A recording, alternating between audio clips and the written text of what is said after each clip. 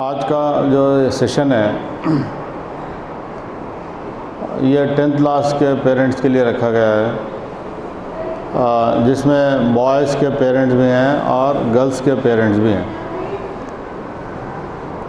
इस बार 154 बच्चे इकरा mission school से एसएससी के एग्ज़ामिनेशन में शरीक होने वाले हैं, लेकिन अभी मैं पता किया कि 32 या 33 पेरेंट्स आए हैं।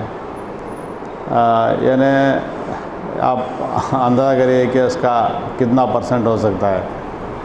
बरकफ आप जो वक्त पे आए हैं उसका ख्याल करते हुए हम सेशन शुरू कर देते हैं और इसको रिकॉर्ड करके इसका रिकॉर्ड भेजेंगे उन वालिदैन के लिए जो आज किसी वजह से यहाँ पर मौजूद नहीं है।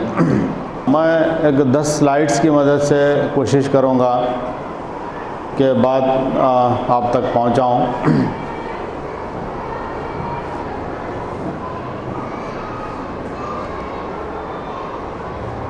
टेंथ क्लास का टाइम टेबल, 10th क्लास का जो एग्ज़ामिनेशन है वो हर साल मार्च के तीसरे हफ्ते से शुरू होकर अप्रैल के पहले हफ्ते में होता था, लेकिन इस बार उसको बढ़ा दिया गया है और अब ये 11 मई से शुरू होने वाला है। 11 मई को फ़र्स्ट लैंग्वेज का पेपर होगा, 12 मई को सेकंड लैंग्वेज यानी तेलुगु का पेपर होगा। फ़र्स्ट लैंग्वेज का मतलब ये है कि जिन बच्चों का हिंदी है तो हिंदी, जिन बच्चों का उर्दू है तो उर्दू। सेकंड लैंग्वेज तो सबका तेलुगु है 12 तारीख को, 13 तारीख को इंग्लिश है और 14 तारीख को मैथ्स है, 16 तारीख को जनरल साइंस का पेपर है और 17 तारीख को सोशल स्टडीज़ का पेपर है। ये जो एग्ज़ाम का जो टाइम है वो 9:30 से 12:45 तक है। ये जितने भी पूरे एग्ज़ाम्स हैं और उसका जो टाइम है वो 9:30 बजे से 12:45 के। जून, जुलाई और अगस्त 3 महीने ऑनलाइन चले, जिसकी वजह से इस बार बच्चों को ज़्यादा वक्त दिया जा रहा है 10th क्लास के लिए। इस बार एसएससी एग्ज़ामिनेशन में कुछ तब्दीलियां किए गए हैं कोरोना को ध्यान में रख के। सबसे पहली तब्दीली ये की गई है कि हमेशा 10th क्लास के 11 पेपर होते थे, 6 सब्जेक्ट के 11 पेपर होते थे। तेलुगु में 1 पेपर होता था और बाकी सब सब्जेक्ट्स में पेपर 1 और पेपर 2 होते थे। इस बार सिर्फ 6 पेपर लिए जा रहे हैं। यानी पहले जो पेपर होता था वो 50 मार्क्स का होता था।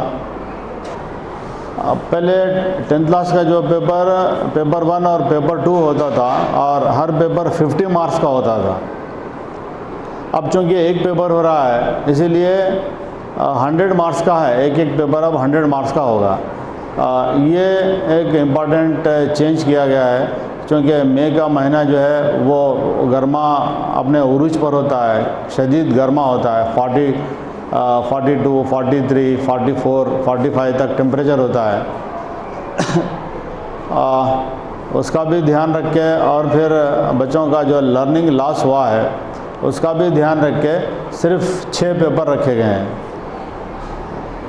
दूसरी तब्दीली इस बार 10th क्लास के लिए ये की गई है कि उनका जो सिलेबस है उसमें 30% की कमी की गई, 30% सिलेबस को रिड्यूस किया गया है। और तीसरी जो तब्दीली की गई है अभी हाल ही में जो अनाउंसमेंट हुआ है उसके अंदर 50% चॉइस है। 50% चॉइस का मतलब ये है कि कोई 2 क्वेश्चन दिए जाएंगे, उसमें से एक पूछा जाएगा। इस तरह से पूरा पेपर इसी तरह से रहेगा। चॉइस यानी बच्चों को 50% चॉइस दिया जाएगा। ये सब शायद इसलिए किया जा रहा है कि अभी इस साल का मतलब 2021 में इंटरमीडिएट का पब्लिक एग्ज़ामिनेशन हुआ था फर्स्ट ईयर का। आप शायद सुने होंगे, हमारा कॉलेज में सेंटर था, तो उसका जो रिज़ल्ट आया इस बार इंटरमीडिएट फर्स्ट ईयर के पब्लिक एग्ज़ामिनेशन का वो लेस दैन 50% था। आधे से ज़्यादा बच्चे इंटर में फ़ेल हो गए थे। तो इन तमाम चीज़ों को देखते हुए हुकूमत ने बहुत सारे चेंजेस किए हैं, ख़ास तौर से 10th क्लास के लिए भी और इंटर के लिए भी। तो 10th क्लास के लिए जो चेंजेस जो हुए हैं ये बच्चों को मालूम है, आप भी अगर इसको अंडरस्टैंड करें तो ये सहूलत होगी। अब टाइम टेबल भी अब हमारे सामने है और एग्ज़ामिनेशन किस तरीके से होगा ये भी हमारे सामने है। लेकिन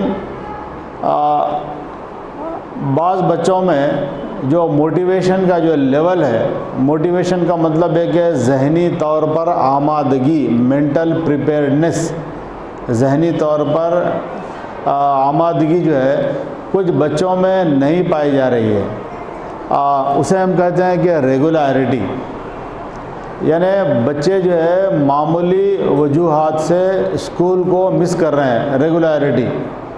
तो चूँकि अभी रिवीजन चल रहा है बच्चों का, और एक इन्फॉर्मेशन ये है कि 3 तारीख से 3 मार्च से बच्चों का प्रैक्टिस पेपर 1 शुरू होने वाला है। क्योंकि बच्चों को ये मॉडल पेपर की भी ज़रूरत होती है कि इस बार का पेपर किस तरह से रहेगा, उसका मॉडल किस तरह से है, वो बच्चों को जानना ज़रूरी है। तो इसीलिए प्रैक्टिस पेपर 1 और प्रैक्टिस पेपर 2 ये बोर्ड की जानिब से पेपर्स आ रहे हैं। तो थर्ड से 10th क्लास का प्रैक्टिस पेपर होगा, 6 सब्जेक्ट्स का पेपर होगा। ये प्रैक्टिस पेपर में बच्चों को उनको भी अंदाज़ा होगा, टीचर्स को भी अंदाज़ा होगा और वालिदैन को भी अंदाज़ा होगा कि कहाँ पर बच्चे कौन से सब्जेक्ट में किस तरह से परफॉर्म कर रहे हैं, कौन से क्वेश्चंस को नहीं कर पा रहे हैं।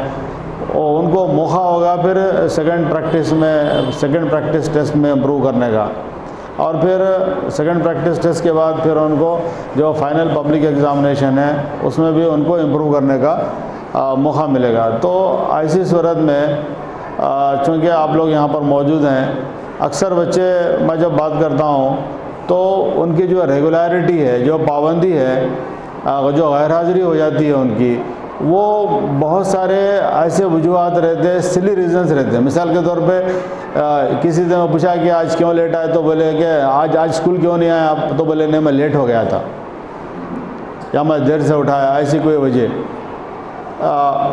हालांकि अगर अब लेट क्यों उठे क्या है, ये सब आपको अंदाज़ा है कि जब लेट सोएंगे तो लेट भी उठेंगे।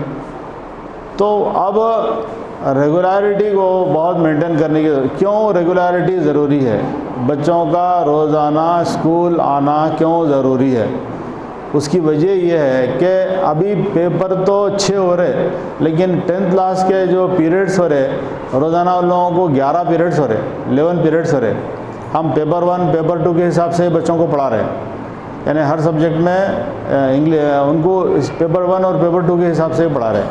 यानी उनकी जो स्टडी है वो पेपर 1 पेपर 2 के हिसाब से ही हो रही है, एक्सटेंसिव स्टडी हो रही है। तो उनको चॉइस का उनको फ़ायदा होगा। तो इसलिए बच्चों का रेगुलर आना इसलिए ज़रूरी है कि जो टीचर रिवीजन वगैरह कराते वो बच्चे मिस कर जाते। तो इसीलिए सबसे पहली गुजारिश आप लोगों से ये इस बात के लिए है कि बच्चे को बिला Naga, without any valid reason, अगर बच्चा इस लायक नहीं है स्कूल जाने के तो वो और बात है, लेकिन और वजूहात से। और एक दूसरी चीज़ ये है कि अगर कोई बच्चा किसी वजह से फुल डे नहीं आ सका तो हाफ डे आ सकता, दोपहर से भी आ सकता, उसको हाफ डे भी अटेंडेंस मिलती। या कभी कोई ऐसी ज़रूरत है कि मॉर्निंग में आ सकते कि हाफ डे में कहीं जाना है तो हाफ डे से परमिशन लेके जा सकते। अगर वालिदैन साइन करे तो HM से उसको देख के हाफ डे से छोड़ेंगे। तो कम से कम अगर किसी वजह से फुल डे अगर के बजाय उसको हाफ डे करना ज़रूरी है, और रेगुलरिटी बहुत ज़रूरी है। दूसरी चीज़ है पंक्चुअलिटी। पंक्चुअलिटी का मतलब ये है कि जो फर्स्ट पीरियड है, बच्चों का जो फर्स्ट पीरियड है, यानी स्कूल की जो फर्स्ट बेल होती है 8:45 को होती है और 8:50 को सेकंड बेल होती है। सेकंड बेल से 8:50 से 9 o'clock तक 10 बजे मॉर्निंग में असेंबली होती है। 9 बजे से उनका पीरियड स्टार्ट हो जाता है। तो जो बच्चे लेट आ रहे हैं, जो इसे कहते हैं पंक्चुअलिटी, लेट आने की वजह से एक बच्चा जब लेट आता है क्लास में तो क्या होता है, अगर कोई बच्चा 9:02 पे आया, 9:05 पे आया, टीचर तो 9 बजे क्लास स्टार्ट कर देते। अगर कोई बच्चा 9:05 पे आया तो जैसे आएगा वो एक्सक्यूज़ नहीं बोलेगा, बोलते ही पूरे बच्चे उसको पलट के देखेंगे। अब जितने बच्चे क्लास में लेट आएंगे उतने सब बच्चों की वजह से पूरी क्लास डिस्टर्ब होगी, टीचर डिस्टर्ब होंगे, सब डिस्टर्ब होंगे। पंक्चुअलिटी का डेफिनेशन जो है मैं आपको बताता हूँ। पंक्चुअलिटी वो नहीं है कि वक्त पर आना, बल्कि पंक्चुअलिटी का मतलब ये है कि वक्त से पहले रहना। Punctuality is not being on time, but punctuality means to be before the time. वक्त से पहले रहने को पंक्चुअलिटी। जैसे अगर हम ट्रेन से जाना है, बस से जाना है, अगर बस 9 बजे अगर निकलने वाली है तो हम 9 बजे को ध्यान में रख के नहीं निकलते। अगर हम 9 बजे को ध्यान में रख के इसलिए नहीं निकलते कि भाई हो सकता है कि 1 आध मिनट में देर हो जाऊँगा तो बस निकल जाएंगे, तो वक्त से पहले रहते। तो इस तरह से बच्चों को क्लास में एक तो उनको भी पता नहीं चलता, अगर लेट अगर आए क्लास में तो उनको पता नहीं चलता कि क्या टॉपिक शुरू हुआ, टीचर क्या पढ़ाए, क्या बताए। और एक जो मसला है बच्चों का, हर तीसरा बच्चा बगैर नाश्ते के स्कूल को आ रहा है। 10th क्लास का भी बच्चे जो है एम्प्टी स्टमक आ रहे हैं, बगैर नाश्ता करके आ रहे हैं, या नॉमिनल नाश्ता करके आए, या बराए नाम नाश्ता करके आ रहे हैं। अब अगर कोई बच्चा बगैर नाश्ते के स्कूल को अगर आएगा तो वो अंडरस्टैंड नहीं करेगा, समझ नहीं आएगा, उसको फॉलो नहीं कर सकेगा बच्चा। इसलिए कि यहाँ जाने के लिए यहाँ होना ज़रूरी है। तो बच्चे जो है नाश्ता करे बगैर स्कूल को नहीं भेजना। इसलिए कि जो पढ़ने लिखने का काम है ये बहुत ही दिमागी थकन का काम है। इसके लिए चाहिए कैलोरीज। ये इडली डोसा जो खाते, ये इडली डोसा जो है बीमारों की ग़िज़ा है, ये सेहतमंद बच्चों के लिए देने की ग़िज़ा नहीं है। वो कभी कभार और बात है, लेकिन रूटीन में जो बच्चे इडली डोसा खा रहे, इडली डोसा खाने से बच्चों को जो रिक्वायर्ड कैलोरीज है वो नहीं मिलते। आमतौर पे नाश्ते में 800 किलो कैलोरी एनर्जी चाहिए, लंच में 800 किलो कैलोरी एनर्जी चाहिए, और डिनर में 800 किलो कैलोरी एनर्जी चाहिए। रोज़ाना 2400 किलो कैलोरी का रिक्वायरमेंट होता है एक आम किसी भी आम आदमी को 2400 किलो कैलोरी। अगर कैलोरी का शॉर्टेज अगर हो जाए तो बच्चे कंसंट्रेट नहीं करते, उनके सर में दर्द शुरू हो जाता, उनको समझ में नहीं आता, वो सो जाते। अगर हम क्लास में कैमरे से देखते रहते, हर क्लास में 2-4 बच्चे जो है क्लास में सो जाते, ऐसा हाथ रख के सो जाते।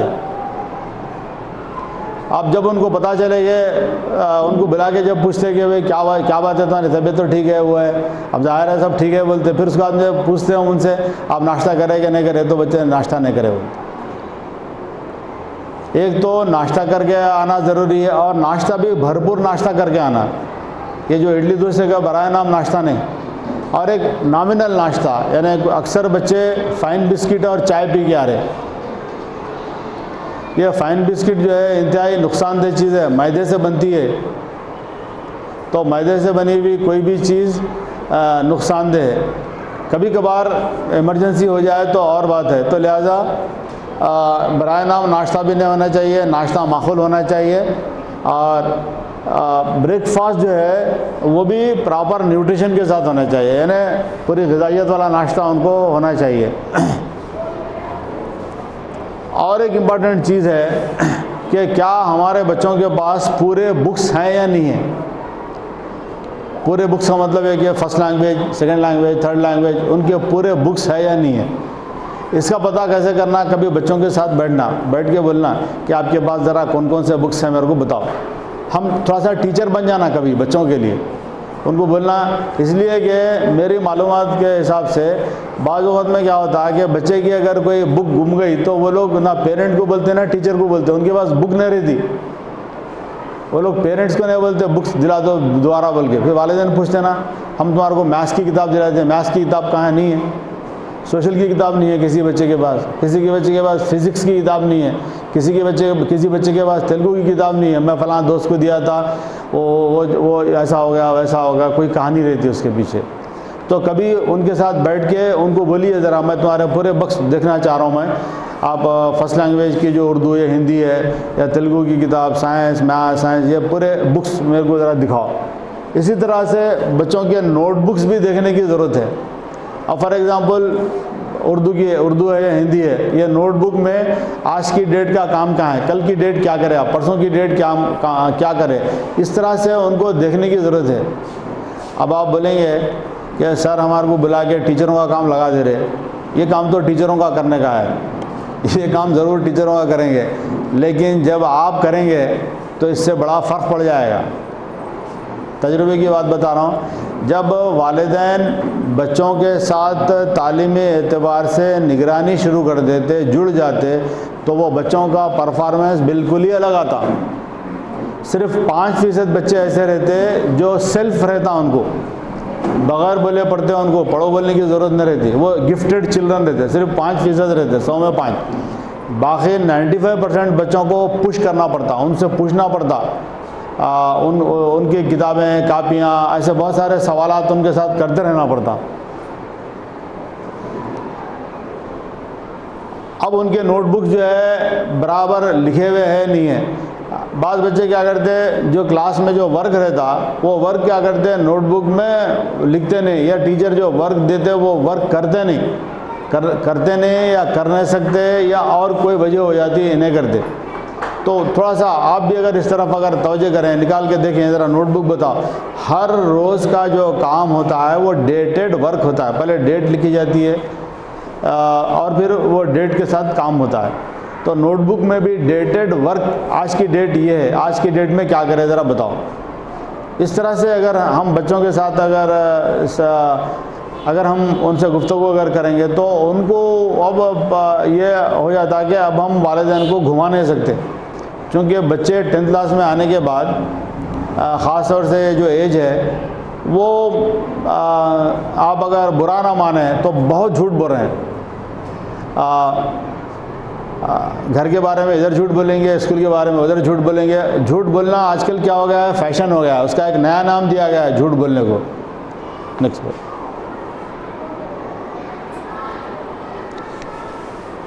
और एक इम्पॉर्टेंट बात यह है कि हम अपने बच्चों के साथ, भला वो 10th क्लास का बच्चा हो या और भी कोई क्लास में पढ़ने वाला बच्चा हो, उनके साथ इंटरेक्शन और कन्वर्सेशन, बच्चों से गुफ्तगू करने की ज़रूरत है, बच्चों से बातचीत करते रहने की ज़रूरत है। इसकी खिल्लत पैदा हो जा रही है।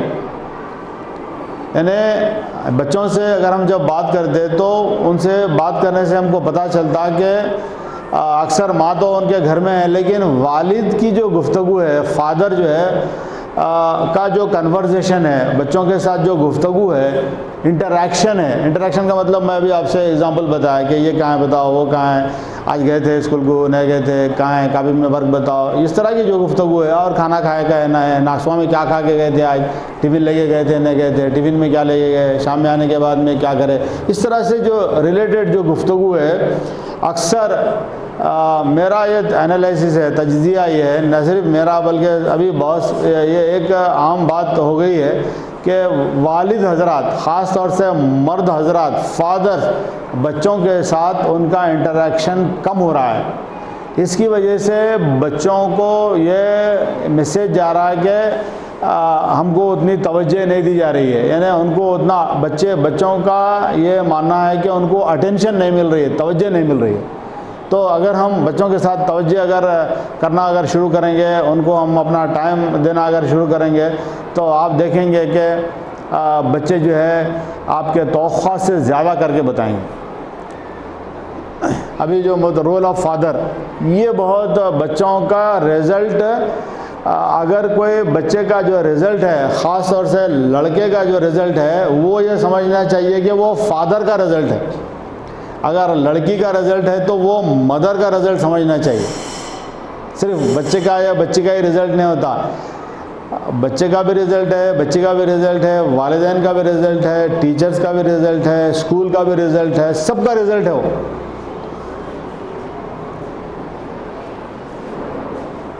और एक मसला है कि अक्सर मर्द हजरात जो है कमाने में लगे हुए होते हैं, उनका काम काज होता है, उनका बिज़नेस होता है, तो उनको वो ये सोचते हैं कि भाई अब मैं बच्चों से बात करते बैठूंगा तो मेरा अपना कारोबार है, वो है। तो उसके लिए मैं एक 2-3 टिप आमतौर पर देता हूँ कि अक्सर मैं बच्चों से बात करता हूँ कि उनके जो फादर है वो घर लेट आते, 10-11 बजे आते काम से।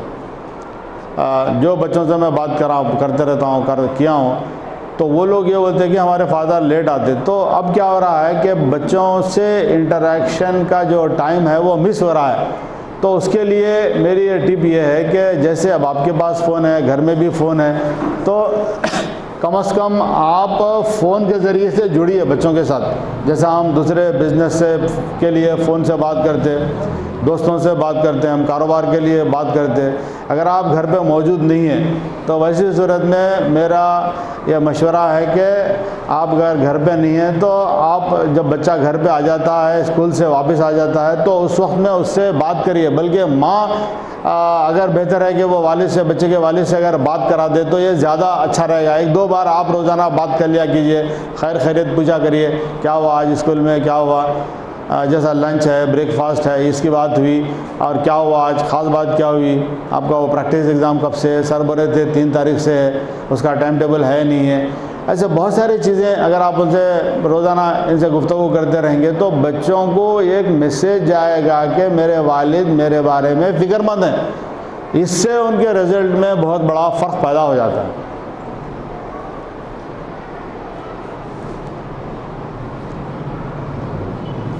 अब ये देखा जा रहा है ख़ास तौर से मोबाइल के ज़माने में, बच्चे जब वालिदैन के हाथ में मोबाइल देखते हैं ज़्यादा तो बच्चों को ये लगता है कि क्या हम हमारा टाइम, जो टाइम बच्चों को देना चाहिए था, क्या वालिदैन मोबाइल को दे रहे हैं क्या। तो उनको अच्छा नहीं लगता बच्चों को कि जब बच्चे सामने हों तो वालिदैन अगर किसी से बात कर रहे हैं, ज़रूरी बात कर रहे हैं तो ठीक है, लेकिन ऐप्स है जैसा व्हाट्सएप देख रहे हैं, वो देख रहे हैं, तो बच्चों को वो बड़ा बुरा लगता, उन पर बड़ा बार गुजरता, बड़ा बोझ गुजरता उन पर। उनको इससे महसूस ये होता है कि हमारे वालिदैन जो है हमको अटेंशन नहीं दे रहे बल्कि मोबाइल को अटेंशन दे रहे। ऐसा सब नहीं करते होंगे, लेकिन अगर कोई कर रहे हैं तो उनके लिए ये मेरा मैसेज है कि बच्चों के सामने कभी हम मोबाइल को जेब में रखना, अगर कोई ज़रूरी कॉल है तो ये बात करना। तो उससे क्या होता है, बच्चों को ये महसूस होता है कि मेरे वालिदैन के लिए मोबाइल से ज़्यादा मैं ज़रूरी हूँ, ये मैसेज उनको जाता है।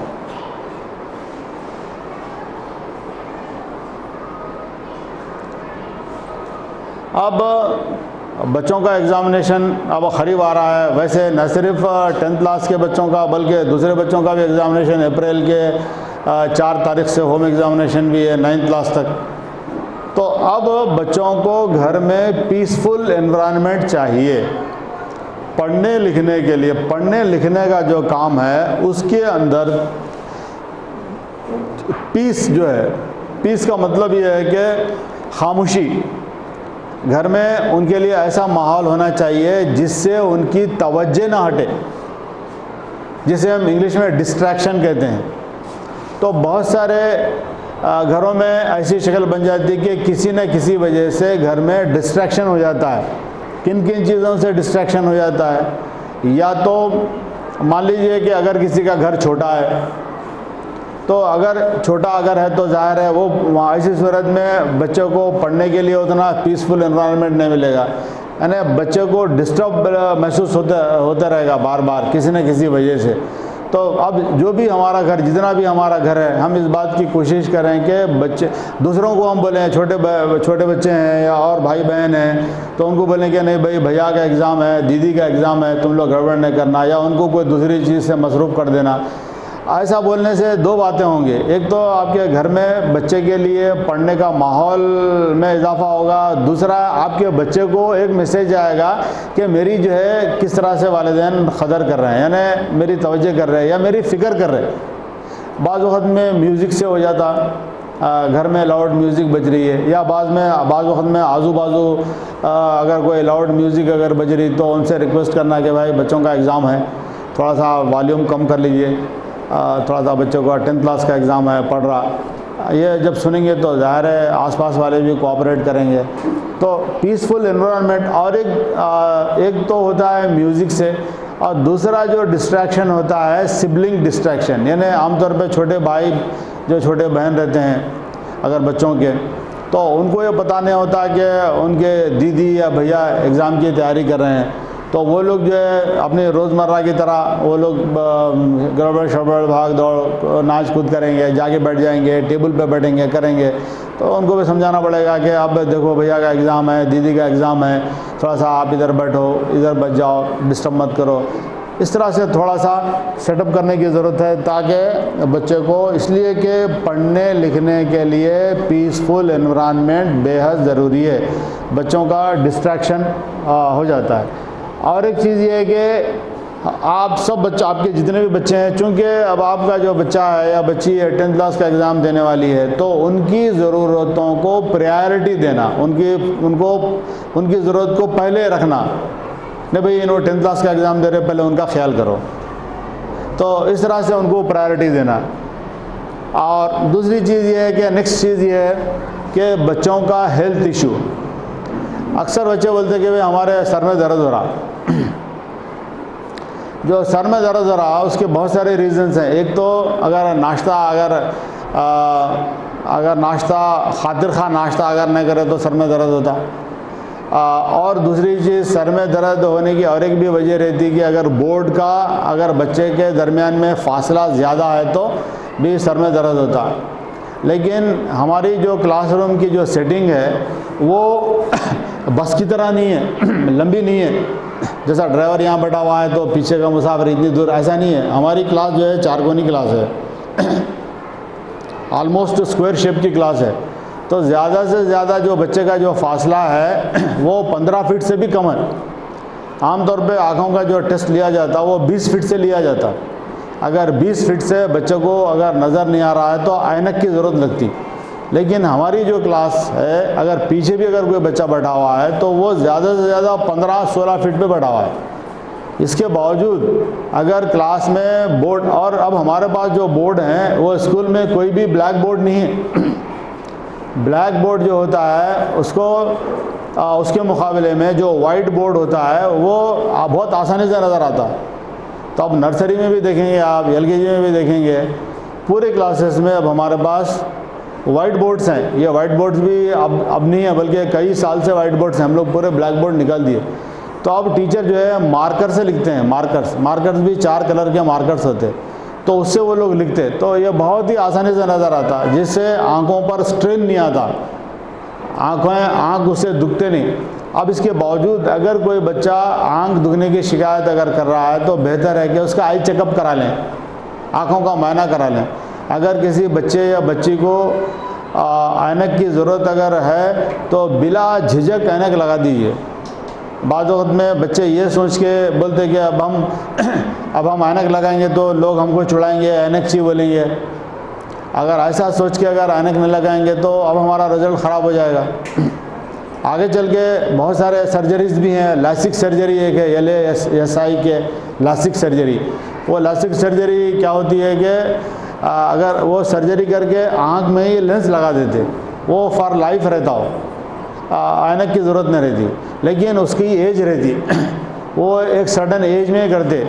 जहाँ तक मेरे को मालूम है वो 30-35 साल के अंदर ही करते, क्योंकि अब बच्चों की जो उम्र है, अगर नंबर ज़्यादा है, अगर किसी बच्चे का आँख का नंबर ज़्यादा है, अगर नंबर ऐनक लगाने में झिझक महसूस हो रही या मसला हल नहीं हो रहा, लेकिन अब तो ये सही वक्त नहीं है, एग्ज़ाम के बाद में कराइए आप।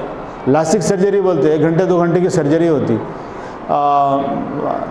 वो 40,000 रुपये कोई जिसकी फ़ीस होती है। वो एक बार वो लेंस आँख में ही वो डाल देते हो लोग, तो उसके बाद फिर ऐनक लगाने की ज़रूरत नहीं पड़ती।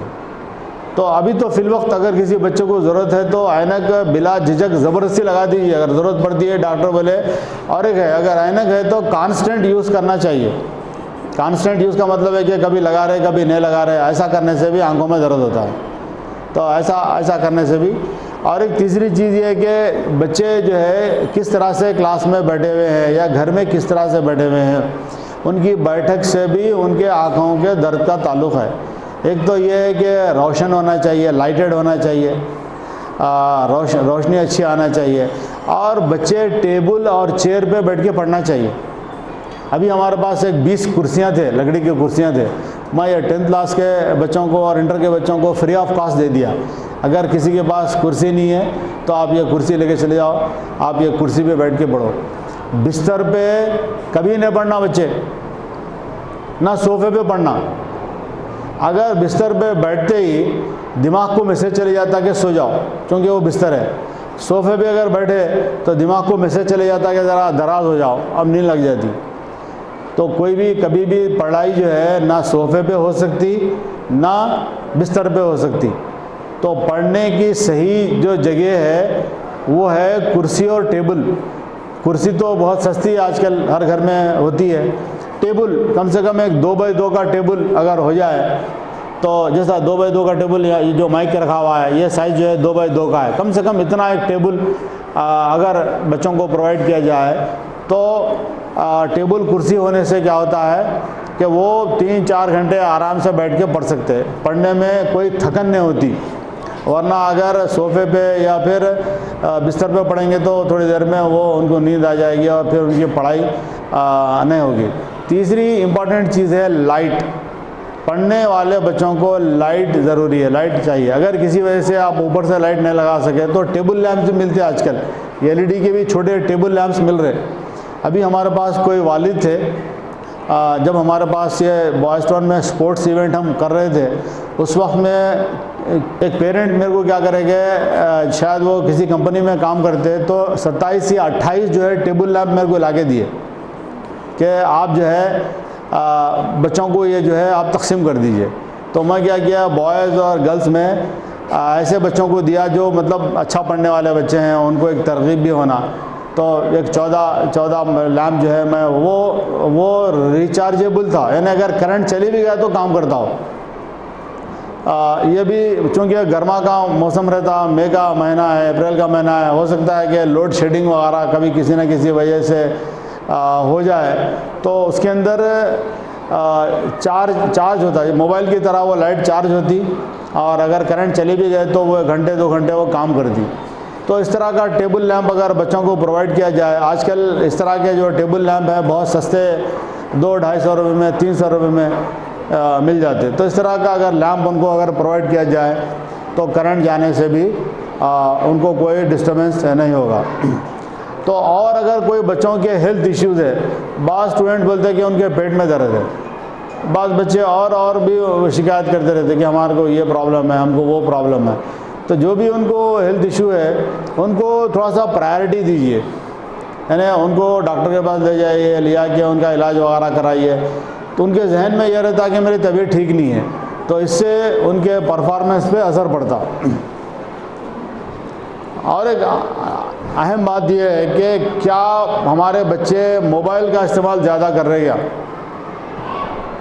अगर चूँकि ऑनलाइन एजुकेशन में बहुत सारे बच्चे मोबाइल का इस्तेमाल कर रहे होंगे, तो अब ऑनलाइन एजुकेशन तो है नहीं, अब तो फिज़िकल एजुकेशन चल रही है। तो अगर घर में बच्चे गेम के लिए भी अगर मोबाइल का इस्तेमाल ज़्यादा अगर कर रहे हैं, या बल्कि अगर हो सके तो उनको समझा के ज़बरदस्ती करके नहीं, वरना उनका दिमाग उसी में लगा रहेगा, उनको एक प्रॉमिस लीजिए, उनसे एक अहद करिए कि एग्ज़ाम तक आप ज़रा मोबाइल से दूर रहो। एग्ज़ाम के लास्ट एग्ज़ाम लिख के आओ, फिर मोबाइल आप गेम खेलना चाह रहे हैं गेम खेलो। ये मोबाइल क्या करता कि बच्चे को डिस्ट्रैक्ट कर देता। डिस्ट्रैक्शन का मतलब ये है कि उसको भटका देता। जैसा शैतान जो है नेकी का काम करने से भटका देता, उसी तरह से मोबाइल भी क्या करता, बहुत आसानी से बच्चों को भटका देता। तो इसलिए मोबाइल अगर आप तो ये हाल है कि बच्चों के पास अगर मोबाइल अगर खींचे ना तो वो उनका बिहेवियर, रवैया ख़राब हो जा रहा। बच्चे खाना खाने के लिए तैयार नहीं। अच्छा, मोबाइल खींच लिए ना तो हम खाना नहीं खाते, मोबाइल खींच लिए ना तो हम घर में नहीं आते, बाहर जाके बैठेंगे या और कुछ करेंगे। कई बच्चे सुसाइड कर लिए, मोबाइल वालिदैन छीन लिए तो वालिदैन कहीं गिर के मर गए। जो ज़्यादा एडिक्ट हो गए थे, यानी जिनको लत लग गई थी, जिसको एडिक्ट का मतलब है कि लत, अगर बाज़ बच्चों को मोबाइल की लत लगी हुई है, ये हमको पता नहीं है, बाज़ वालिदैन को पता नहीं रहता कि बच्चों के पास भी मोबाइल हैं। ये भी एक गौर तलब बात है कि बच्चों के पास भी मोबाइल है, ये वालिदैन को पता नहीं है। एक 8th क्लास की लड़की की आंख लाल थे हमारे पास, तो वो टीचर जो है एचएम को बोले कि बच्ची जो है क्लास में स्लीपी है, यानी ज़्यादातर ये सो रही है या बिल्कुल इस तरह से, उसे तबीयत वगैरह पूछे करे, तो वो कोई सही तौर पे जवाब नहीं दे रही कर रही। तो जब मेरे नॉलेज में लाया, तो मेरे नॉलेज में आने के बाद में मेरे को ये डाउट हुआ कि इनके पेरेंट्स से बात करना चाहिए। तो उनकी वालदा आने के बाद में मैं उनसे पूछा कि क्या आपकी बच्ची मोबाइल, उन्होंने बोले नहीं साहब हम बच्चों को मोबाइल वगैरह बिल्कुल नहीं देते, सवाल ही पैदा नहीं होता। मैं बोला नहीं मेरे को शुबा है। मैं उनसे कुछ सवालात किया, तो मैं उनसे ये पूछा कि बच्ची जो है मतलब सुबह से शाम तक किस तरह से घर में बिहेव करती है। मैं पूछा कि शाम में आने के बाद मैंने शाम में आने के बाद में वो कमरा बंद कर लेती है और बोलती कि प्रोजेक्ट का काम रहता है उनको, और रोज़ाना प्रोजेक्ट टीचर देते हो काम करना रहता, तो दरवाज़ा बंद कर लेती है और 2 घंटे तक खुलती नहीं दरवाज़ा वो। तो मेरे को आया शक। मैं बोला अगर आप कहीं से देख सके तो आप वो झांक के देखो, कोई आप पास वेंटिलेटर वगैरह है तो उस वक्त आपकी बच्ची क्या करती है आप झांक के देखो। इस तरह से वो बच्ची का मोबाइल पकड़ गया। वो बच्ची के पास ज़बरदस्त मोबाइल था, 8th क्लास की बच्ची के पास मोबाइल था। तो कहने का मतलब ये है कि बच्चों के पास मोबाइल्स हैं लेकिन बाज़ वालिदैन को उसका पता नहीं है। तो इसीलिए ये बहुत इस तरफ भी बहुत तवज्जो की ज़रूरत है कि मोबाइल जो है बच्चों के रिज़ल्ट को खा जाता। आप भी कितनी मेहनत करेंगे, टीचर्स भी कितनी भी मेहनत करेंगे, वो मोबाइल जो है वो मेहनत पे पानी फेर देगा। अब हम बच्चों से जब गुफ्तगू करते तो उनसे ये गुफ्तगू में ये पूछना कि कौन सा सब्जेक्ट आपके लिए आसान है और कौन सा सब्जेक्ट आपके लिए मुश्किल है। जो बच्चे फ़ेल होते किसी मुश्किल सब्जेक्ट की वजह से फ़ेल होते। बच्चों को पास होने के लिए 100 में 35 नंबर आना ज़रूरी है, 35, तेलुगु में 20 आना ज़रूरी है। तो बच्चों से ये बात करते रहना चाहिए कि मुश्किल क्या है, उनको कहाँ पर मुश्किल पेश आ रही है। मैथ्स में मुश्किल पेश आ रही, या साइंस में मुश्किल पेश आ रही, या तेलुगु में मुश्किल पेश आ रही। फिर उनसे सवाल करना कि अगर आपको मुश्किल पेश आ रही तो आपके टीचर से आप हेल्प ले रहे नहीं ले रहे, फिर टीचर से आपको किस तरह से हेल्प मिल रही, फिर आप उसको एक्स्ट्रा एफ़र्ट लगा रहे नहीं लगा रहे। जो आपको मुश्किल दिख रहा उसको एक्स्ट्रा एफ़र्ट लगाना, ज़्यादा एफ़र्ट लगाना, लगा रहे नहीं लगा रहे। ऐसी गुफ्तगू करने से बच्चों को समझ आ जाएगा कि जिसे हम कहते हैं प्रायोरिटाइज, यानी जो मुश्किल है उसको ज़्यादा वक्त देने से, उस पर ज़्यादा तवज्जो देने से वो आसान हो जाती। तो इस तरह से गुफ्तगू। और एक है विज़िट स्कूल ऑफन। और 10th क्लास के बच्चे, वैसे तो किसी भी क्लास के बच्चे, 10th क्लास के बच्चे अगर हमारे हैं तो बाज़ वक्त में बच्चों से बात करने से आपको पूरी कैफियत नहीं मिलती। तो उसके लिए स्कूल को फ्रीक्वेंटली आना, ऑफन स्कूल आना। अगर आप स्कूल आ रहे बल्कि आपके बच्चों को मालूम हुआ तो आपके बच्चे जो है अलर्ट हो जाते हैं, उनके कान खड़े हो जाते। तो स्कूल आते रहना। स्कूल आने के बाद में अभी हम क्या कर रहे हैं कि एवरी फ्राइडे, हर फ्राइडे आफ्टरनून में टीचर्स का जो काम है वीकली प्लानिंग कर रहे हैं वो लोग, तो उसके लिए हम अभी हाफ डे है बच्चों के लिए। तो हाफ डे वो दूसरे क्लास के लिए, 10th क्लास के लिए नहीं है, 10th क्लास के लिए तो स्कूल चल रहा है। तो फ्राइडे के दिन आप जो है पेरेंट्स ख़ास तौर से वंस इन ए वीक कम से कम आ सकते। उस वक्त में आप ऐसे वक्त में आएँ जबकि टीचर खाली हों तो आपसे बात कर सकेंगे। आप एक ऐसे वक्त में आए जबकि टीचर्स क्लास ले रहे हों तो उनको क्लास में से बुलाया नहीं जा सकता, सिर्फ आप एचएम से बात कर सकते हो। आप कभी भी आ सकते हैं फ्राइडे के अलावा भी, लेकिन आप एचएम से बात कर सकते हो। अगर टीचर से अगर बात करना है तो फ्राइडे के दिन आफ्टरनून में अगर आप आए तो टीचर से आपकी मुलाकात होती। जब टीचर से आप बात करेंगे तो टीचर बच्चों को भी बुलाएंगे, आपके बच्चे को भी बुलाएंगे, तो उससे आपके बच्चे को ये पता चलेगा कि मेरे वालिद या मेरे वालदा भी स्कूल को आ रहे हैं। इसमें एक मैं अपना तजुर्बा शेयर करना चाहूँगा। एक वालिद थे, उस तरह के वालिद मैं समझता हूँ यहाँ पर होंगे। एक बार एक टीचर जो है, टीचर वो बच्चे के बारे में, उसकी पढ़ाई के बारे में उनके वालिद से बात करना चाह रहे थे। बोले कल लेके आओ, परसों लेके आता हूँ साहब, परसों। ऐसा वो 1 दिन 2 दिन 3 दिन 4 दिन 5 दिन 10-15 दिन हो गए। उसके बाद में मेरे नॉलेज में लाए कि हम ये बच्चे को फादर को बुला के लाने के लिए बोल रहे, और फादर का कांटेक्ट नंबर भी नहीं है हमारे पास, और फादर वो आ रहे भी नहीं। वो बच्चा 8th या 9th क्लास का बच्चा था। तो मैं वो बच्चे को बुला के मैं उनसे बात करा, आपके फादर क्या करते, कहाँ रहते, वो सब चीज़ें मैं बात करा। बात करने के बाद में मैं गुफ्तगू में बुला के, आप अपने वालिद को क्यों नहीं बुला के ला रहे? वो बच्चा जवाब ही नहीं दे रहा। मैं उससे पूछा क्या वजह है? मैं बोला तुम्हारी और मेरी गुफ्तगू है और तो कोई नहीं सुन रहा ना, क्या वजह है, आपके वालिद स्कूल को क्यों नहीं आते? तो वो तकरीबन मेरा आधे पौन घंटे का वक्त लगा दिया, लेकिन मेरा जवाब ही नहीं दिया। आखिरी में मेरे सवालात करने से वो झिल्ला के बोला कि कसम खुदा के सर हमारे वालिद स्कूल को नहीं आते। मैं बोला क्यों नहीं आते? उन्होंने बोला मैं नर्सरी से पढ़ रहा हूँ, आज 9th क्लास तक एक मरतबा नहीं है, अब कैसे आते सर हमारे वालिद? तो बाज़ वालिद ऐसा नहीं, एक्सट्रीम जहन है कि स्कूल नहीं जाना है ना। अब ऐसा बच्चा जिसको पक्का यकीन है कि हमारे वालिद या हमारे स्कूल को कभी नहीं आते, तो आप अंदाज़ा करिए कि वो बच्चे का जो परफॉर्मेंस है, वो बच्चे का जो मेहनत है, वो डीमोटिवेटेड हो जाएगा। डीमोटिवेट का मतलब है कि ऐसा टायर जिसमें से हवा निकली भी हो, तो वो ज़ाहिर है क्या गाड़ी खींचेगा। तो गाड़ी चलने के लिए टायरों में हवा का प्रेशर बराबर होना ज़रूरी है। तो जब बच्चों से वालिदैन जुड़े हुए रहते हैं, टीचर तो खैर रोज़ाना जुड़ते ही हैं, अगर वालिदैन भी अगर जुड़े, अक्सर क्या है बहुत सारे वालिदैन ये समझते हैं कि हम बच्चों को स्कूल में शरीक कर दिए, वो पढ़ने से पूरा ताल्लुक़ अब स्कूल का है, हमारा कोई ताल्लुक़ नहीं है। ये इसे हम कहते हैं खाम ख्याली। ये ऐसी सोच जो है सही नहीं है, इससे बच्चे का परफॉर्मेंस अच्छा नहीं आ सकता। चूँकि बच्चे का वक्त जो है बहुत ज़्यादा वक्त तो बच्चे का घर में गुजरता है, तो इसलिए वालिदैन भी बच्चों के साथ जब जुड़ेंगे, उनके साथ कनेक्टेड रहेंगे, तो डेफिनेटली वो बच्चों को एक मैसेज जाएगा। Check belongings of your ward often to ensure whether. बच्चों के बैग को कभी कभी पुलिस वालों की तरह चेक करते रहना उनके एब्सेंस में,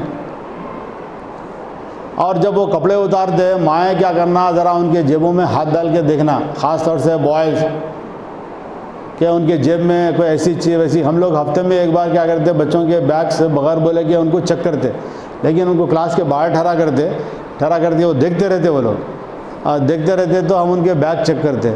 जब हम बैग में चेक करते तो बहुत सारे बैगों में ऐसी चीज़ें निकलते जो अनडिज़ायरेबल है। बाज़ वक़्त में बच्चों के बैग में हुक्के निकले, हुक्के, इलेक्ट्रॉनिक सिगरेट्स, गुटखे के पैकेट्स, और ऐसे बहुत सारे चीज़ें बच्चों के बैग में निकलते रहते। तो इससे हमको पता चलता है कि हमारा बच्चा, आजकल गांजा जो है बहुत ज़्यादा चल रहा है। नवाब साहब कुंटा गांजे का गढ़ बना हुआ है। गांजा बहुत सस्ता नशा है। 13 साल से 19 साल के बच्चे बहुत आसानी से गांजे में मुब्तला हो जा रहे।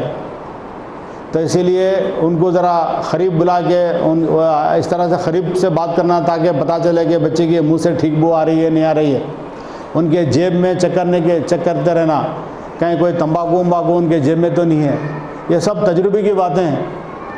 ये इस तरह से अगर उनके पॉकेट्स चेक करते रहेंगे और उनके बैग को चेक करते रहेंगे, तो आपको पता चलेगा कि कोई बच्चा हमारा कहीं गलत रास्ते पे तो नहीं जा रहा। ये अर्ली वार्निंग बोलते हैं इसको, यानी अगर तूफ़ान आ रहा तो गवर्नमेंट पहले बता देती कि भाई तूफ़ान आने वाला है, आप लोग सेफ्टी में चले जाओ। इस तरह से अगर कोई बच्चे भटक रहे हैं किसी वजह से, तो ऐसी सूरत में आपको पहले पता चल जाता, तो उनके बिलोंगिंग्स को चेक करते रहना। आखिरी अहम बात यहाँ पर ये है कि call friends of your ward inside home.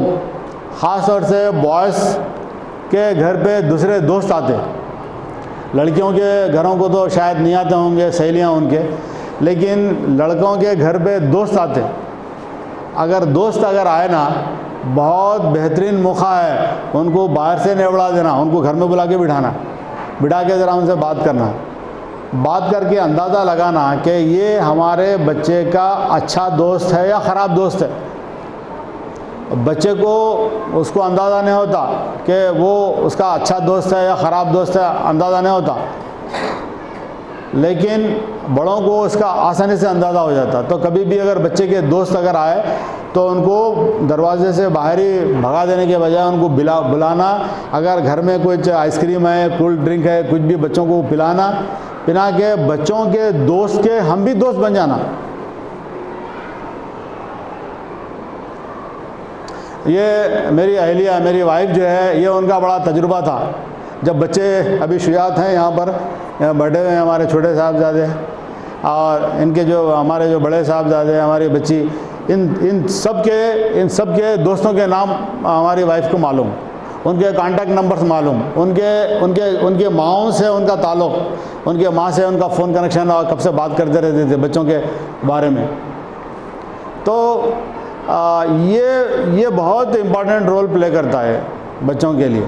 तो बच्चों के दोस्तों को जानना, और अगर हो सका तो उनके वालिदैन से भी रब्त रखना, रब्त रख के ये पता करने की कोशिश करना कि ये दोस्त हमारे बच्चे के लिए अच्छा साबित हो सकता है या ख़राब साबित हो सकता है।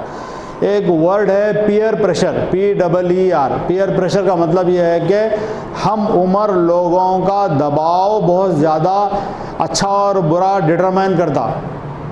आमतौर पे गांजे की आदत हो या सिगरेट की आदत हो, जो बुरी आदतें होती हैं, वो दोस्तों के दबाव की वजह से शुरू होती, फिर उसका अंजाम आपको मालूम है क्या होता, फिर उन्हें वो उससे बाहर निकल ही नहीं सकते। तो इसीलिए जो पीयर प्रेशर जो होता है वो दोस्तों का बहुत बड़ा इन्फ्लुएंस होता है। और क्लासमेट से भी बच्चे 13% सीखते। ऐसा नहीं है कि बच्चे जब क्लास में कोई टीचर काम देते तो बच्चे के बाजू भी एक बच्चा बैठा हुआ है, इधर बाजू भी बैठा हुआ है, तो एक दूसरे से भी बच्चे सीखते। और स्टैटिस्टिकली अगर देखा जाए तो 13% बच्चों के दोस्तों से सीखते। जो बच्चों के दोस्तों को मना नहीं करना चाहिए। बच्चे अभी पैंडमिक में उनके दोस्त नहीं थे तो कैसे आइसोलेट हो गए थे वो। जब बच्चे हमारे कैद हो गए थे घरों में, तो बच्चों में सोशलाइजेशन, चूँकि बच्चों को आगे चल के 4 लोगों में जीना है, ये उनको सीखना है। दोस्तों में रहना बुरी बात नहीं है, लेकिन अच्छे दोस्त और बुरे दोस्त की पहचान करके दोस्तों में रहना, ये ज़रूरी बात है।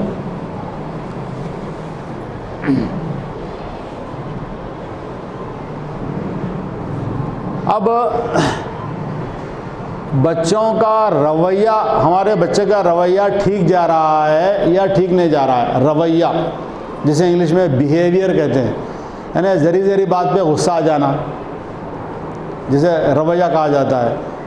तो इस तरह का अगर बिहेवियर अगर है तो फिर ये नॉर्मल से बच्चे का रवैया ख़राब होगा, आगे चल के उसका रवैया बहुत ही नुकसानदेह होगा। इसीलिए कि हमेशा मियाना रवि होना चाहिए। मियाना रवि का मतलब यह है कि आदमी की जो पर्सनालिटी है वो एक दरमियानी पर्सनालिटी होना चाहिए। यानी कोई ऐसा आदमी है जिसको गुस्सा नहीं आ रहा बिल्कुल, और एक ऐसा कोई आदमी है जो हमेशा गुस्से में रह रहा, ये दोनों भी एक एक्सट्रीम चीज़ें हैं। तो मियाना रवि रहना इसके अंदर। तो अगर हमारे कोई बच्चे का जो रवैया अगर चेंज अगर हो रहा, तो ऐसी सूरत में आम तौर पे जो बच्चों का रवैये का ताल्लुक़ हमारे घर के माहौल से भी है। एक बार एक बच्चा 9th क्लास का एक लेडी टीचर के साथ बहुत ही गलत रवैये से बात करा, तो वो टीचर जो है बोले कि सर सारी मैं स्कूल छोड़ने के चले जा रही हूँ। बहुत काबिल टीचर थे हमारे। वो बोले कि अब मैं स्कूल में काम नहीं कर सकती कि ये बच्चा जो है मेरे साथ बहुत ही गलत बात बोला, अभी मैं इसी वक्त में मैं रिज़ाइन कर देंगे, मैं स्कूल छोड़ के चले जा रही हूँ। जब मेरे को मालूम हुआ कि वो टीचर स्कूल छोड़ रहे हैं, तो मैं उनको बुला के नहीं आप 1 मिनट बैठिए, उनको समझाया मैं, फिर पानी वानी पिला के। हेड ऑफ़ द इंस्टीट्यूशन का यही काम रहता। अब उनको बिठा के समझाया करा मैं। वो टीचर काफ़ी काबिल टीचर है। ऐसे टीचरों की बच्चों को शदीद ज़रूरत रहती, तो मैं उनको किसी सूरत में छोड़ना नहीं चाह रहा था। अब मैं वो बच्चे से बात करा, वो बच्चा ज़ाहिर है ओपन अप नहीं हुआ, उसके साथ बैठा, मैं उसको सामने बिठाया अपने चेयर पे। मैं कभी भी बच्चों को अपने ऑफिस में बुलाता हूँ तो ठहरा के बात नहीं करता। आप शायद सुने होंगे बच्चों के साथ, तो बच्चों को इज़्ज़त देता हूँ, मैं बच्चों को बिठा के बात करता हूँ, ताकि बच्चा ये नहीं सोचे कि प्रिंसिपल साहब कोई बहुत बड़ी चीज़ है और हम उनके सामने बिल्कुल ठहर के पुलिस वालों की तरह, पुलिस स्टेशन का रूल होता, पुलिस स्टेशन में बैठना मना होता। तो मैं बच्चों को बिठाता हूँ, बिठा के बात करा मैं, वो बहुत देर तक बात करा, वो करा। मैं ये मालूम करने की कोशिश कर रहा था कि वो बच्चे के अंदर जो गुस्सा लावे की तरह निकल रहा है, तो कहाँ से निकल रहा है, उसकी वजह क्या है। मैं वो बच्चे से बहुत देर तक बात किया। आमतौर पे हर घर का माहौल, बच्चे कभी किसी से बोलना नहीं चाहते, उनको अजीज़ होता, प्राइवेसी होती ना, हर घर की अपनी एक प्राइवेसी होती, वो किसी के साथ शेयर नहीं करना चाहते। मैं वो बच्चे को कॉन्फिडेंस जोन में लिया, उसको एतमाद में लिया, बच्चे को लेके जो है उसके मैं खांधे पे हाथ रख के बोला कि भाई मैं तुम्हारे साथ हमदर्दी रखता हूँ, तुम कुछ परेशानी में है इसीलिए तुम इस तरह से वो करे ये करे। तो वो बोला कि सर मैं रात का खाना नहीं खाया मैं। तो मैं बोला रात का खाना नहीं खाया, बोला नाश्ता करे क्या, तो बोले मैं नाश्ता भी नहीं करा। तो मैं बोला रात का खाना नहीं खाया और नाश्ता नहीं करे तो इतना गुस्सा तो नहीं आता ना। मैं बोला रात में खाना क्यों नहीं खाया, तो बोले कि सर हमारे घर में हमारे अम्मी अब्बा की लड़ाई होती रहती, घर में हमारा माहौल ऐसा चलते रहता, तो मेरे को बहुत गुस्सा आता सर, ऐसा हाथ ऐसा मेरे को बहुत गुस्सा आता। अब उससे क्या हो रहा है कि बच्चे के रवैये पर उसका असर चले गया और वो टीचर के साथ आमतौर पे रवैये इन एंड आउट होते। मिसाल के तौर पर अक्सर हम बोलते हैं कि क्या भाई तुम घर में लड़के आए क्या, यहाँ पे ऐसा बिहेव कर रहे हैं, ऐसा बोलते हैं ना अक्सर हम। तो जो रवैये रहते हैं आमतौर पे क्या होते हैं, वो ट्रांसफ़र होते हैं एक से दूसरे को, दूसरे साइकिल की तरह। एक साइकिल अगर ठहरी भी रही, बाजू वाले साइकिल पे गिरी तो वो साइकिल को गिराती है, वो साइकिल दूसरे साइकिल को गिराती है और आखिरी साइकिल खुद बहुत गिर जाती है। तो इसीलिए बहुत सारे घरों में अच्छा माहौल होता है, ऐसा नहीं होता है, लेकिन बाज़ घर ऐसे होते हैं जहाँ पर वाइफ एंड हस्बैंड के रिलेशनशिप, चूँकि ये पेरेंट्स की मीटिंग है, यहाँ पर कोई बच्चे नहीं हैं, हम सिर्फ पेरेंट्स को ही बुलाए हैं, इसीलिए मैं ये बात बोल रहा हूँ कि मियाँ बीवी का, माँ बाप का जो रिलेशन जो है बच्चों को बनाने में, बिगाड़ने में बहुत इम्पॉर्टेंट रोल प्ले करता है। ऐसा मैं नहीं कह रहा हूँ कि माँ बाप के दरमियान में कोई चपखलिश नहीं होती है, बिल्कुल होती है। कोई घर ऐसा नहीं होगा जहाँ पर मियाँ और बीवी में कोई नाराज़गी ना हो, लेकिन ये जो लड़ाई है बच्चों के सामने नहीं होना। बच्चों को ये महसूस नहीं होना है कि हमारे माँ बाप लड़ते हैं, तो बच्चों का इस पर नेगेटिव असर चले जाता है। तो बिहेवियर थोड़ा सा, खाली ये एग्ज़ाम के लिए ही नहीं बल्कि ये एग्ज़ाम के अलावा भी।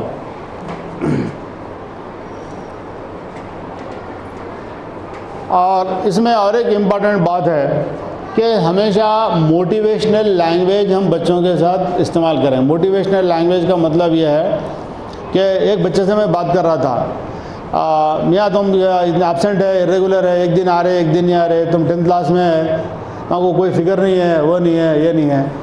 तो बोले कि नहीं साहब, हमारे वालिद साहब बोले कि 10th क्लास तुम पास हो या फेल हो, तुमको तो किराने की दुकान पर बैठना है। अब अगर कोई वालिद बच्चे को ये बोल दे कि मियाँ तुम पास हो या फेल हो, तो आपको 10th तक करना है, 10th पास करना है, नहीं बोले हमारे वालिद। मेरे को बड़ी हंसी आई वो जुमले से। वो बोले कि हमारे वालिद साहब बोलते हैं कि तेरे को 10वीं तक पढ़ना है और फिर किराने की दुकान चलाना है, संभालना है। अब मैं ज़ईफ़ हो गया हूँ, अब मेरे से नहीं हो रहा है, तेरे को संभालना है। तो इससे क्या हो रहा, बच्चा जो है डीमोटिवेटेड हो गया है। अब वो नहीं बोल रहा कि हमारे वालिद ही नहीं बोल रहे मेरे को पास होना बोल के। तो इसीलिए कहते हैं कि बच्चों के साथ मोटिवेशनल, वो वालिद का जुमला ये होना चाहिए कि मैं किराना दुकान चला रहा हूँ, मैं चाह रहा हूँ कि तू शॉपिंग मॉल चलाए। ये होता है मोटिवेशनल, यानी बच्चों में जज्बा, बच्चों में इस तरह की जज्बाती गुफ्तगू की जानी चाहिए कि उससे उनका हौसला बढ़े। आमतौर पे जो टीम जीतती है वो हौसलों से जीतती है। हौसले जो है बहुत इम्पॉर्टेंट रोल प्ले करते हैं। तो कभी भी बच्चों से, अक्सर लड़कियां भी बोलते हैं तेरे को 10वीं जमात पास होते शादी कर देना है, तो उनको भी ये लगता है कि आमतौर पे घरों में बात बच्चियां मेरे को आगे बोलते हैं कि साहब हमारे घर में एक ही जुमला चलता, 10 बस, 10 के बाद पढ़ना नहीं है, शादी कर देना है। तो बच्चे को जो है मोटिवेशन नहीं रहता।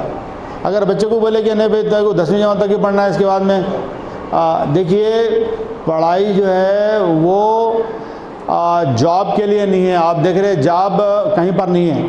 आने वाले दिनों में गवर्नमेंट जॉब बिल्कुल नहीं के बराबर होंगे, अगर होंगे भी तो कॉन्ट्रैक्ट जॉब्स होंगे। जैसा वजीफ़े के जो पहले गवर्नमेंट जॉब लोग जो है पेंशन के लिए करते थे कि भाई लाइफ लॉन्ग पेंशन मिलती। 2002 के बाद से जितने भी गवर्नमेंट के अपॉइंटमेंट्स हुए हैं उनको 1 रुपया वजीफ़ा नहीं है, गवर्नमेंट की जानिब से कोई वजीफ़ा ही नहीं है। अब आने वाले दिनों में गवर्नमेंट जॉब्स और कम होते चले जाएंगे। अब हमारा मुल्क जो है प्राइवेटाइजेशन की तरफ जा रहा है। जॉब्स रहेंगे तो प्राइवेट सेक्टर में ही रहेंगे या तो फिर कारोबार रहेंगे। तो कारोबार में कामयाब होने के लिए, जॉब में कामयाब होने के लिए तालीम में होना ज़रूरी है।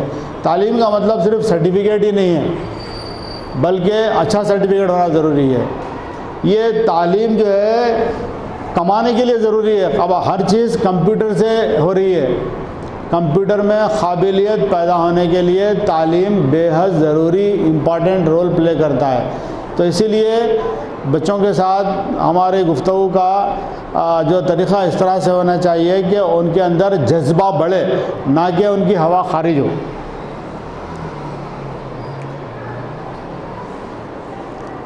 बच्चों के साथ कोई हफ्ते में एक बार कम से कम एक फ़ैमिली टाइम होना चाहिए। ये जितनी भी ख़वातीन हैं शायद मेरे बात को ज़्यादा तायद करेंगे। बहुत सारी औरतों को शिकायत होती है कि हमारे शौहर बस कमाने में लगे हुए हैं, घर के लिए टाइम ही नहीं देते, मेरे को टाइम नहीं देते, बच्चों के लिए टाइम नहीं देते। अक्सर चूँकि मैं भी अब सीनियर सिटीज़न हूँ, बहुत ज़्यादा तजुर्बा अल्लाह के फज़ल से हासिल कर चुका हूँ, तो घर में आमतौर पे औरतों की शिकायत रहती है कि मर्द हजरात जो है फैमिली के लिए टाइम नहीं दे रहे। तो इसलिए ख़ास तौर से 10th क्लास में भी बच्चे अगर पढ़ रहे हैं तो हफ्ते में एक दिन, संडे के दिन उनके साथ टाइम, वो बहुत सारे लोग हैं जो संडे के दिन फैमिली टाइम, वो फैमिली के साथ ये वक्त गुजारते हैं। आप ज़ाहिर है घर में तो जितना भी घर है वो टाइम पे तो आप नहीं गुजार सकेंगे, तो कहीं आउटिंग, कहीं कोई बड़ी आउटिंग में सही, ज़ू ही सही, ज़ू खुद भी जो है ज़ू पार्क खुद वो काफ़ी अच्छा, सस्ता और हमारे घरों से सबसे करीब में एक बहुत अच्छी सहूलत मौजूद है। तो कोई हफ्ते में 10th क्लास का बच्चा ही क्यों ना हो, उसको भी हफ्ते में एक मरतबा उसको रिफ़्रेश होने की ज़रूरत है। तो फैमिली टाइम हफ्ते में एक मरतबा कम से कम होना चाहिए। और एक इम्पॉर्टेंट चीज़ है आपके बच्चों को रिज़ल्ट में इजाफ़ा करने के लिए, वो है कि जब बच्चे पढ़ते हैं तो उनके बाजू बैठना, यानी उनके साथ जब बच्चे पढ़ते हैं कंपनी प्रोवाइड करना। कंपनी प्रोवाइड करना का मतलब ये है, मैं एक एग्ज़ाम्पल के ज़रिए से मैं आपको बात समझा रहा हूँ कि अक्सर जो है ड्राइवर्स होते हैं जो गाड़ी ड्राइव करते हैं, ख़ास तौर से हाईवेज़ पे नाइट ड्राइविंग करते हैं ख़ास तौर से, तो वो लोग चाहते हैं कि उनके सीट के बाजू कोई ऐसा आदमी बैठे जो उनके साथ गुफ्तगू करे, इंटरेक्शन करे, ताकि उसको भी होशियार रखे और ख़ुद भी होशियार हो। अगर वो ड्राइवर के बाजू अगर कोई सोता हुआ आदमी दिखा तो बोलता है तो पीछे चले जाओ बोलता। इसलिए कि गाड़ी चलाने वाले को अगर बाजू सोता हुआ आदमी दिखा तो उसको भी नींद आएगी। तो इसीलिए अगर बच्चे जब पढ़ते हुए बच्चों के साथ हम बाजू बैठने से बड़ा फ़र्क पैदा हो जाता। एक मिसाल मैं आपको यहाँ पर दूंगा, बिल्कुल तजुर्बा, प्रैक्टिकल कहानी नहीं है ये। हमारे पास एक भाई बहन थे हमारे पास, इकबाल साहब उनके वालिद का नाम था, वो बच्चे का नाम जो है भूल रहा हूँ। अब दोनों भी ऑस्ट्रेलिया में हैं, वो लोग इंजीनियर्स हैं, लड़की भी थी और लड़का था उनका। तो उनका एक बड़ा अच्छा तजुर्बा है जो हमेशा शेयर करते थे। वो बच्चे हमेशा बहुत अच्छा पढ़ते थे। उनके वालिद साहब कोई काबिल आदमी नहीं थे, कोई ज़्यादा पढ़े लिखे नहीं थे। उनकी वालिदा भी कोई काबिल नहीं, ग्रेजुएट पोस्ट ग्रेजुएट ऐसा कुछ भी नहीं है। लेकिन उनका एक अमल था कि जो बहुत ही अच्छा अमल था बच्चों के लिए। वो क्या करते थे, वो लोग ड्यूटी बांट लिए थे कि आप जो है ये बच्चे के साथ आप ये टाइम से ये टाइम तक बैठना और मैं ये टाइम से ये टाइम तक बैठूँगा। तो मैं उनसे पूछा कि आपके जब बच्चे पढ़ते तो आप बाजू क्यों बैठते? तो उन्होंने बोले कि आप बाजू बैठ के आप करते क्या? तो उन्होंने बोले साहब कोई अखबार ले लेता हूँ, मैं कोई किताब ले लेता हूँ या कोई अखबार ले लेता हूँ, लेके जो है मैं अखबार पढ़ते बैठता हूँ। बच्चा अपनी पढ़ाई करते रहता है। तो मैं उनसे पूछा इससे क्या फ़र्क पड़ता? तो उन्होंने बोले इससे फ़र्क ये पड़ता है कि मैं बाजू उनके बैठा हुआ हूँ तो उनको ये लगता है कि मैं बाजू बैठा हुआ हूँ उनके, मैं निगरानी कर रहा हूँ, मैं उनको कंपनी प्रोवाइड कर रहा हूँ। तो इससे वो लोग ड्यूटी, माँ और बाप अपने ड्यूटी अपने सहूलियत के हिसाब से ड्यूटी वो लोग बांट लेते। अगर बच्चे 4 घंटे अगर पढ़ रहे तो 2 घंटे तुम बैठना, 2 घंटे मैं बैठूँगा। तो बच्चों के साथ कंपनी प्रोवाइड करने से बच्चों को कभी भी फर्स्ट फ्लोर पे पढ़ने के लिए नहीं भेजना, आइसोलेटेड प्लेस पे पढ़ने के लिए नहीं भेजना। अरे चलो भाई नीचे यहाँ पे डिस्टर्बेंस हो रहा है, चलो फर्स्ट फ्लोर पे जाओ, जाके जाओ पढ़ लो जाओ, वो वहाँ पे नहीं पढ़ेगा। निगरानी ज़रूरी है, नज़र रहना ज़रूरी है, उनके साथ फिर कोई रहना, कोई अडल्ट रहना, आप बैठना या और कोई बैठना, उनके साथ कंपनी प्रोवाइड करना। अगर आप उनको अकेले छोड़ देंगे तो फिर वो रिस्क है। तो कंपनी जो है यानी साथ, बच्चों का साथ देना, क्योंकि बच्चे एक मरहले एक एग्ज़ाम लिखने की तैयारी कर रहे हैं, उनको एग्ज़ाम का टेंशन होता है, अच्छा परफॉर्म करना, अच्छे ग्रेड लाने का टेंशन होता है। तो अगर हम उनके साथ कंपनी प्रोवाइड करते हैं तो उनका काम आसान हो जाता है। और अभी मैं बोल चुका हूँ कि टेबल, चेयर, प्रॉपर लाइट वगैरह स्टडी होना चाहिए। और आइसोलेटेड प्लेस पे तन्हाई, ऐसे घर के ऐसे जगह पे जहाँ पर तन्हाई हो वहाँ पर। और एक है कि जो 10th, अब बच्चों का अक्सर क्या होता है कि फ़ीस का जो मसला होता है कि हाल टिकट तक बाज़ वक़्त में क्या करते हैं, अगर कल एग्ज़ाम है तो आज तक भी बच्चे के पास हाल टिकट नहीं है। क्यों नहीं है बोले तो स्कूल में फ़ीस ड्यू है, इसीलिए हाल टिकट नहीं मिला। अब बच्चा कल एग्ज़ाम लिखने के लिए जा रहा है और आज तक बच्चे के पास हाल टिकट नहीं है, तो ऐसे वक्त में भी बच्चों को फ़ीस का टेंशन हो जाता है। तो कोशिश करिए कि बच्चों को ऐसी कोई सूरत हाल पैदा ना हो। और एग्ज़ाम के दौरान में, जब 6 दिन का एग्ज़ाम है, एग्ज़ाम के दौरान में बच्चे के साथ जाना एग्ज़ामिनेशन सेंटर पे छोड़ने के लिए, लेने के लिए, बजाय कोई ऑटो वगैरह अरेंज करने के, थोड़ा सा हम 6 दिन की छुट्टी ले लेना। अक्सर ऐसे हजरात करते, लीव ले लेते, बच्चों का एग्ज़ाम जिस दिन रहता छुट्टी लेके वो लोग खुद बच्चों के साथ जाते और एग्ज़ाम होने के बाद में फिर बच्चों को लेके आते। अगर आप ऐसा अगर कर सके तो बहुत अच्छा है, वो इससे काफ़ी फ़र्क पड़ेगा। और एक एग्ज़ाम के दौरान में या आम दिनों में नाइट आउट नहीं करना। नाइट आउट का मतलब है कि बच्चे रात भर पढ़ रहे और सुबह में एग्ज़ाम लिखने के लिए जा रहे हैं। अगर कोई बच्चे रात भर जाग के दूसरे दिन एग्ज़ामिनेशन लिखने की तैयारी कर रहे हैं तो उल्टा इम्तिहान का ख़राबा कर ले रहे हैं। क्यों? रात भर जागते ही सुबह में उन लोगों को वॉमिटिंग सेंसेशन आना शुरू हो जाता, वो लोग नाश्ता नहीं कर सकते। जब नींद नहीं होती रात में तो आदमी की कैफियत बिगड़ जाती। अब सुबह में वो बच्चे नाश्ता नहीं कर सकते। अब जब नाश्ता नहीं करते, एग्ज़ाम का टाइम हो गया तो वहीं चले जाते एग्ज़ामिनेशन को। अब क्या हो जाता है, एग्ज़ामिनेशन में उनकी तबीयत गड़बड़ाना शुरू हो जाती। अब यहाँ पर एग्ज़ामिनेशन सेंटर पे ऐसा रोज़ाना 1-2 बच्चों की तबीयत ख़राब हो जाती, तो यहाँ पर इलेक्ट्रॉल का पाउडर रहता, फिर उसको पानी में घुला के करके पिलाते। एक 10-15 मिनट लिटाना पड़ता उनको, उनकी तबीयत संभलने के लिए 10-15 मिनट टाइम वेस्ट हो जाता है एग्ज़ाम का। एग्ज़ाम का टाइम बढ़ के नहीं दे सकते। एग्ज़ाम का जो टाइम है 12:45, उससे 12:46 तक 1 मिनट का भी टाइम हम बढ़ के नहीं दे सकते, लेकिन उनका 15-20 मिनट का टाइम चले जाता और उनकी जो तबीयत जो ख़राब हो जाती, उससे उनका एग्ज़ाम भी ख़राब हो जाता। तो इसीलिए एग्ज़ाम को जब जाएंगे तो बच्चे बराबर नाश्ता करके जाना, बगैर नाश्ता करके नहीं जाना। तो नाइट आउट जिसको बोलते हैं वो ख़त्ई नहीं करने देना बच्चों को एग्ज़ाम के दौरान। और एग्ज़ाम के लिए जो हॉल टिकट है, आपको मालूम है बहुत ज़रूरी है। तो हॉल टिकट जैसे जनरेट हो जाता, उसके 2-3 कापी बना के रख लेना। बाद वक्त में क्या होता, बच्चे हॉल टिकट भूल के चले जाते। तो बच्चों को एग्ज़ाम में जाते वक्त में जो भी हमारे घर के लोग हैं, माँ है या वालिद है या भाई है, उनको याद दिलाना हॉल टिकट ले गए नहीं ले गए, बल्कि इस तरह से ले जा रहे नहीं ले जा रहे, बल्कि याद दिलाना। अगर किसी वजह से बच्चे एग्ज़ामिनेशन हॉल में अगर घर से निकले, हॉल टिकट भूल के चले गए, तो फिर भाग के आते। अब एग्ज़ामिनेशन का टाइम, उधर एग्ज़ाम का टाइम चले जाता और बच्चे इधर घर को भाग के आते हॉल टिकट के लिए। ऐसा कभी नहीं करना। हॉल टिकट की एक कापी एग्ज़ामिनेशन सेंटर पे रहती। अब ज़्यादा से ज़्यादा ये कर सकते हैं कि किसी का फ़ोन लेके घर को कॉल करके बोल सकते हैं कि हॉल टिकट ला के दो बोल के। मैं तो कभी बच्चे को हॉल टिकट भी नहीं मंगाता, क्योंकि वो हॉल टिकट की कापी हमारे पास रहती, हम एक ज़ेरॉक्स करके दे देते। उस दिन का एग्ज़ाम तो हो जाता। तो बच्चे कभी भी जो है अगर हॉल टिकट, कई बच्चे ऐसे इम्तिहान ख़राब कर लिए, आधा घंटा लेट आ गए एग्ज़ामिनेशन में, आधे घंटे से ज़्यादा अगर लेट हो गए तो अंदर अलाउ नहीं करते।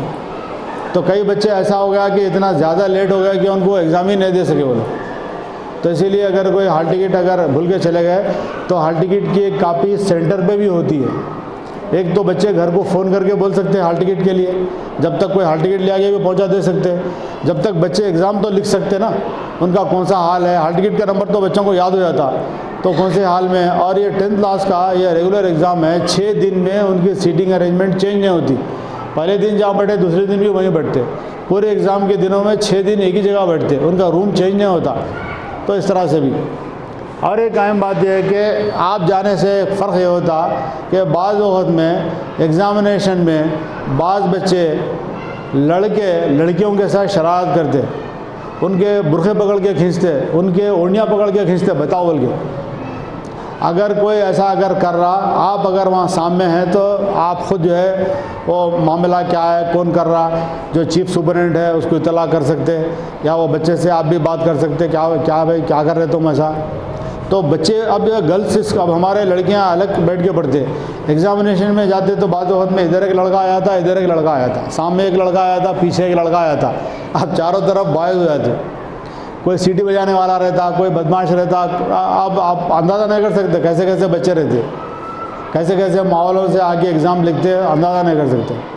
यहाँ पे हमारे को एग्ज़ामिनेशन सेंटर पे साबिक़ा पड़ता, बच्चे ऐसे रहते जो कुछ भी पढ़ के नहीं आए, दूसरे बच्चों को डिस्टर्ब करते रहते, सीटी बजाते रहते, या नहीं तो वो बेंच हिलाते रहते, या नहीं तो कुछ ना कुछ करते रहते। उनका फिर हम कुछ ना कुछ इलाज करना पड़ता उनको। और बाज़ क्या करते हैं मालूम है, आमतौर पे गर्ल्स अच्छा पढ़ते लिखते बोल के उनको सताते, बाज़ वक़्त में कमेंट्स करते उनको। और जैसा कि मैं बताया कि उनका बुरखा पकड़ के खींचते, उनकी ओढ़नी पकड़ के खींचते, ऐसा कुछ ना कुछ ऐसा भी करते। तो आप अगर जाएंगे एग्ज़ामिनेशन सेंटर पे तो ये आपको जब भी पता चल जाता, तो आप जो भी ज़िम्मेदार हैं उनसे आप अपनी बात कर सकते हैं।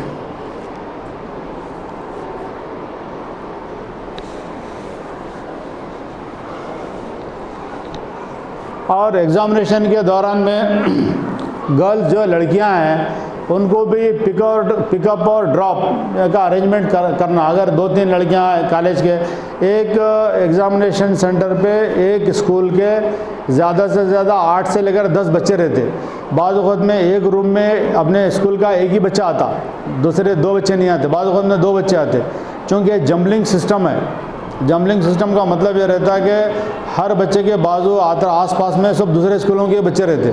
तो ये जम्बलिंग सिस्टम रहने की वजह से एक सेंटर पे अब अगर 10 बच्चे हैं तो खुद हमारे बॉयज़ भी हो सकते हैं और हमारे स्कूल के गर्ल्स भी हो सकते हैं।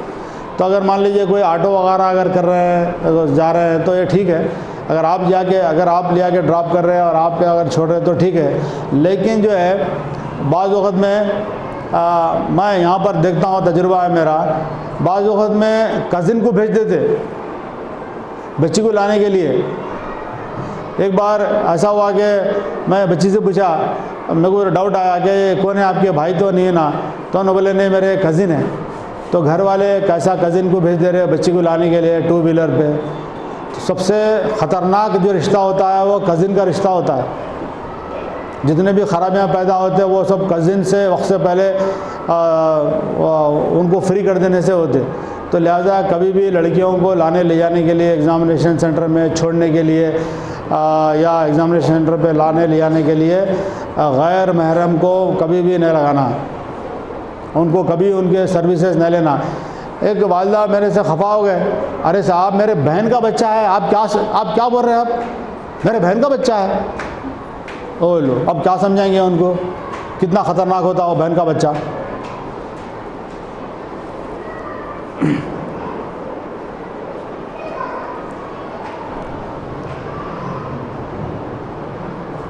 एग्ज़ामिनेशन होने के बाद भी हाल टिकट महफूज रखना, इसलिए कि हाल टिकट जो है बहुत इंपॉर्टेंट रहता, बाद में भी इसकी ज़रूरत रहती है। कभी सर्टिफिकेट गुम गया या कभी भी कुछ भी हो गया तो हाल टिकट भी साथ रखना।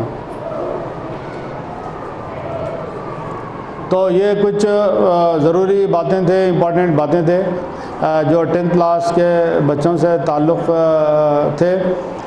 मैं उम्मीद करता हूँ कि आज की गुफ्तगू में वालिदैन को अंदाज़ा हुआ होगा कि हम अपने बच्चों के अब जो बाकी दिन है एग्ज़ामिनेशन के लिए, जो बाकी दिन बचे हुए हैं, अगर किस तरह से हम उनको सपोर्ट कर सकते हैं ताकि हमारे बच्चों का जो ग्रेड है, पास होना है काफ़ी नहीं है, ग्रेड होना। अब जो एग्ज़ामिनेशन का जो ग्रेड होता है 7 ग्रेड्स होते हैं। सबसे बेहतरीन ग्रेड जो होता है वो A ग्रेड। उसके नीचे का A+ ग्रेड, उससे नीचे का B ग्रेड, उससे नीचे का B+ ग्रेड, उससे नीचे का C ग्रेड, उससे नीचे का C+ grade, D grade, E grade. E grade का मतलब फेल। तो जो रिज़ल्ट है बच्चों का, जो पास का जो रिज़ल्ट है वो 7 ग्रेड्स में आता है। तो बच्चे कौन से ग्रेड में चल रहे, उनके रिपोर्ट देखने से आपको पता चलता। उनके FA के रिपोर्ट या SA के रिपोर्ट, आप FA के बजाय SA का रिपोर्ट देखिए कि वो लोगों का ग्रेड क्या चल रहा, हमारा बच्चा कौन से ग्रेड में अब फिल वक्त चल रहा, A ग्रेड में चल रहा क्या। हमारे पास कुछ गर्ल्स भी हैं और कुछ बॉयज़ भी हैं। गर्ल्स ज़्यादा हैं पढ़ने में, आपको पता है गर्ल्स बहुत आगे हैं। अब हमारे पास तकरीबन 8 से 10 गर्ल्स ऐसे हैं जो इंशाल्लाह A ग्रेड लाएंगे। बॉयज़ में शायद 2-3 बॉयज़ हैं, बॉयज़ में कम है, गर्ल्स में ज़्यादा हैं। तो उनका जो ग्रेड है वो बहुत अभी आपके रिपोर्टों में मार्क्स नहीं होते, ग्रेड होते हैं, ग्रेड। पहले एग्ज़ामिनेशन में मार्क्स हुआ करते थे, अब मार्क्स नहीं है बल्कि ग्रेड्स है। हर सब्जेक्ट का ग्रेड होता है। अगर A ग्रेड अगर लाना है तो पूरे सब्जेक्ट्स में A ग्रेड लाए तो ओवरऑल रिज़ल्ट भी A आता, तो सबसे अच्छा ग्रेड A माना जाता है।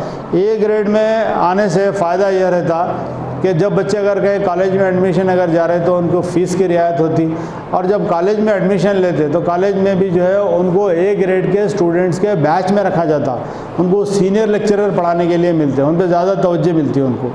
तो उसके वजह से बहुत सारे फ़ायदे हैं। तो ये थी मेरी गुफ्तगू।